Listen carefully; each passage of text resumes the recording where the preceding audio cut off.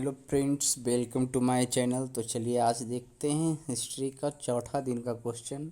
ठीक है, तो हमारे चैनल पर जो नए हैं चैनल को सब्सक्राइब जरूर कर ले ताकि आपको नोटिफिकेशन मिलता रहे। ठीक है ना। तो चलिए आज शुरू करते हैं हिस्ट्री का चौथा दिन।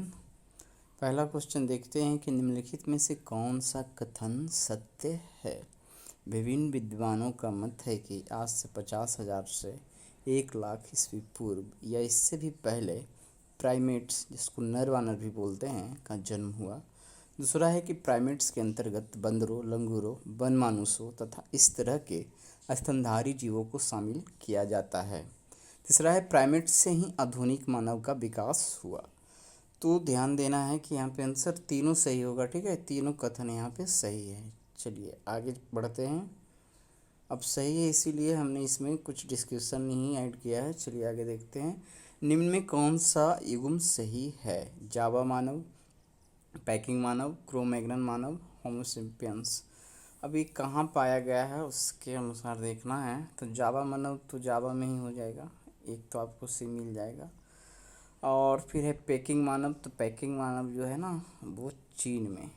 क्रो-मैग्नन मानव फ्रांस में। होमो सेपियंस जो हो जाएगा वो पामीर में हो जाएगा। तो इस प्रकार से आप देख रहे हैं कि ऑप्शन सी उसको फुलफिल कर रहा है, इसलिए ऑप्शन ए सही हो जाएगा। चलिए जब ऑप्शन ए सही हो जाएगा, यहाँ देख सकते हैं कि ऑस्ट्रेलोपिथेकस नर वानर दक्षिण अफ्रीका में पाया गया है।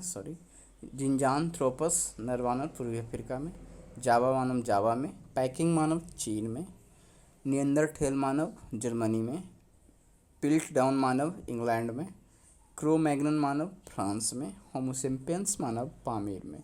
ठीक है, तो एक टेक ग्लांस इसको देख लीजिएगा, ध्यान में रहेगा तो बन जाएगा। निम्नलिखित में कौन सा कथन सत्य है।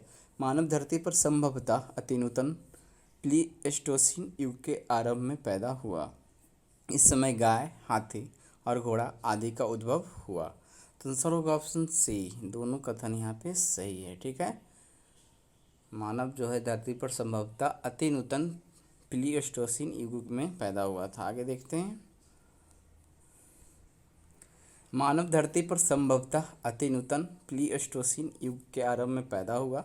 इस समय गाय, हाथी और घोड़ा आदि का उद्भव हुआ था। ठीक है, आगे देखते हैं। निम्न पुरापाषाण काल के संबंध में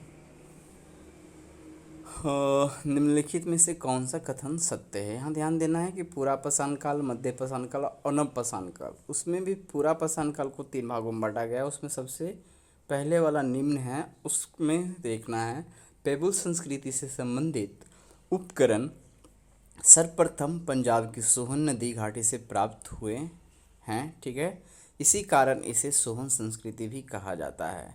फिर है सर्वप्रथम कुत्ते को पालतू इसी युग में बनाया गया था। तो सिर्फ पुरापाषाण पूछा जाए तो पालतू कुत्ता को बनाया गया था इसी काल में, बट यहाँ तीनों भाग के अनुसार देखें तो निम्न में नहीं किया गया था, इसलिए यही गलत है। और यहाँ पे क्वेश्चन मैंने यही रखा है। ठीक है, तो आंसर तो बी हो जाएगा, बट और क्या है वो देख लेते हैं। मध्य नर्मदा घाटी के हथनौरा से एक मानव की खोपड़ी मिली है। फिर है आरंभिक पुरापाषाण कालीन औजार उत्तर प्रदेश के मिर्ज़ापुर जिले में वेलन नदी घाटी में पाए गए हैं। ठीक है, तो इस प्रकार से आगे बढ़ते हैं। तो यहाँ पे वही है। अच्छा ठीक है, सर्वप्रथम आग का प्रयोग करने का फरमान इस काल में मिला था। ठीक है, निम्न पुरापाषाण काल में। और इस काल में चीन के चाओजू कॉजियन गुफा से प्राप्त होता है, लेकिन इस समय आग का प्रयोग नियमित नहीं होता था। करा सर्वप्रथम कुत्ते को पालतू मध्य पुरापाषाण काल में बनाया गया है। ठीक है, और फिर उच्च पुरापाषाण काल होगा तो फिर ठीक है, उसके बाद फिर मध्यपाषाण काल आता है, तब फिर नवपाषाण काल आता है। चलिए आगे देखते हैं।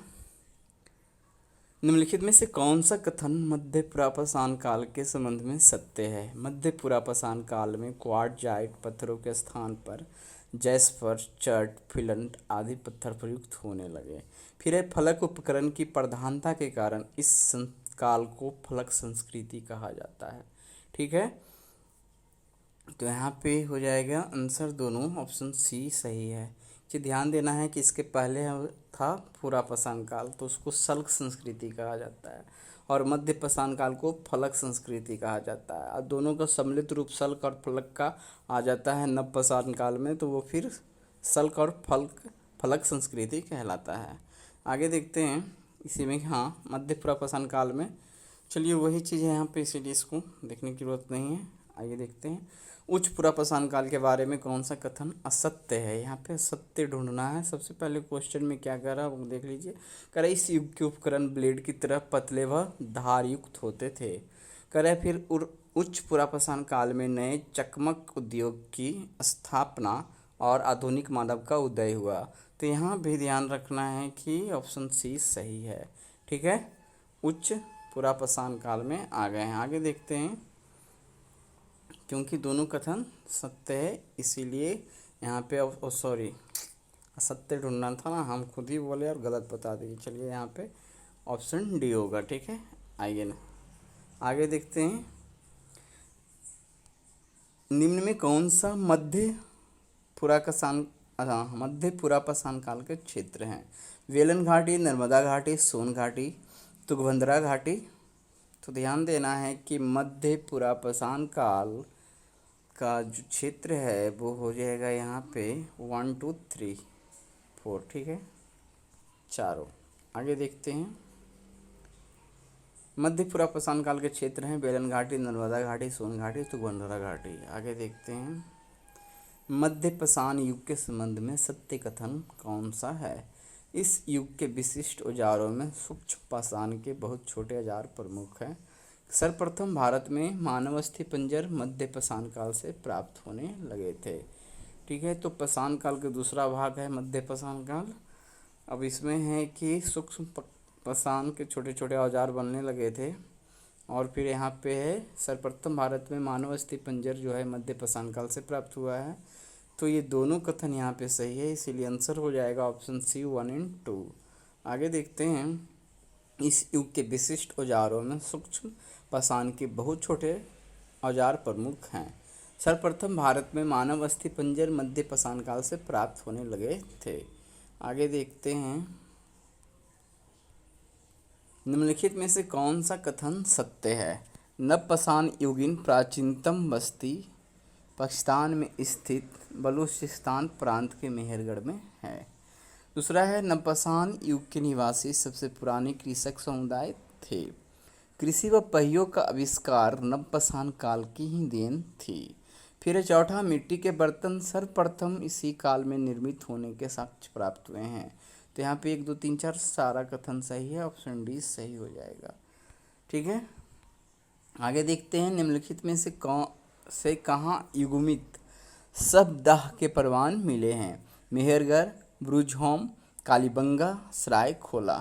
तो यहाँ पे ध्यान देना है कि आंसर हो जाएगा ब्रुजहोम, ऑप्शन बी। यहाँ देख सकते हैं कि युग्मित शब्दाह के प्रमाण ब्रुजहोम से मिले हैं। ब्रुजहोम के लोग खुरदुरे, धूसर, मृदभांड का प्रयोग करते थे। यहाँ कब्रों में पालतू कुत्ते अपने मालिकों के शवों के साथ दफनाए जाते थे। तो ध्यान देना है, आंसर हो जाएगा इसके लिए ब्रुजहोम। तो आज हमने देख लिया 10 क्वेश्चन हिस्ट्री से। मिलते हैं अगले दिन अगले सब्जेक्ट नेक्स्ट सब्जेक्ट के लिए। तो कल रहेगा हाँ नागरिक शास्त्र। ठीक है।